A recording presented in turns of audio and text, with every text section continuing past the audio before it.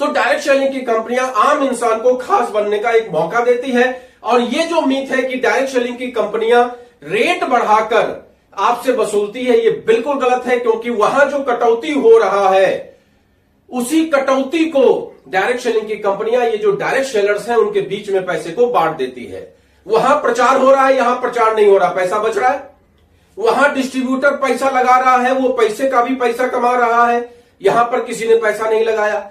Simple company से distributor, जिसको आप डायरेक्ट सेलर बोल सकते हैं, और डायरेक्ट सेलर से सिंपल कंज्यूमर कस्टमर, या खुद डायरेक्ट सेलर यहां कंज्यूमर होता है। सिंपल फॉर्मूला है। तो इसलिए डायरेक्ट सेलिंग का जो सिस्टम होता है एक सॉलिड सिस्टम होता है, एक शानदार सिस्टम होता है। आज 150 सालों से ये विश्व भर में प्रमाणित है, प्रचलित है। और भारत में 1995 से ये भारत में बहुत तेजी के साथ काम कर रहा है। और 2001 के बाद से तो डायरेक्ट सेलिंग ने बिल्कुल धूम मचा कर रखी है। ये अलग बात है, इसमें बहुत सारी गलत कंपनियां भी मनी सर्कुलेशन के नाम पे, चीट फंड के नाम पे मार्केट में आ गई। लेकिन एक्चुअली डायरेक्ट सेलिंग का मतलब कोई चीट फंड नहीं होता, डायरेक्ट सेलिंग का मतलब कोई मनी सर्कुलेशन नहीं होता। डायरेक्ट सेलिंग का मतलब प्रोडक्ट का रेट बढ़ाकर, अनाप शनाप रेट करके और पब्लिक को गुमराह करना, यह कतई नहीं होता।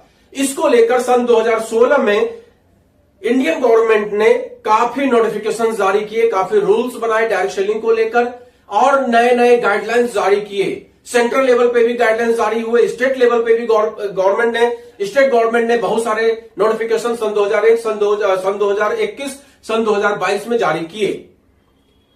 डायरेक्ट सेलिंग एसोसिएशन नाम की संस्था बनी, जिस एसोसिएशन का उद्देश्य ही यही है कि भारत में डायरेक्ट सेलिंग का काम सही तरीके से चले। और डायरेक्ट सेलिंग की जो भी कंपनियां आज भारत में सही तरीके से काम कर रही हैं, वो सभी कंपनियां इसकी मेंबर हैं और इसके गाइडलाइन को, गवर्नमेंट के गाइडलाइन को फॉलो करती हैं। आने वाले समय में जो भी गाइडलाइंस गवर्नमेंट के द्वारा आ रहे हैं, उन सभी गाइडलाइंस को फॉलो करना ये डायरेक्ट सेलिंग कंपनी का काम है।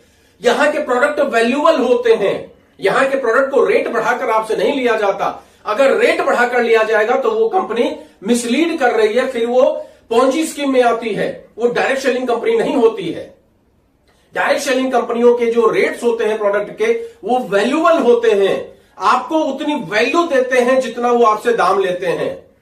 साथ में आपको कुछ डिस्काउंट भी देते हैं, साथ में आपको इनकम का रास्ता भी देते हैं। आप चाहे तो इनकम करें और चाहे तो केवल प्रोडक्ट का इस्तेमाल करके शांति का सहयोग दें। यह है डायरेक्ट सेलिंग बिजनेस।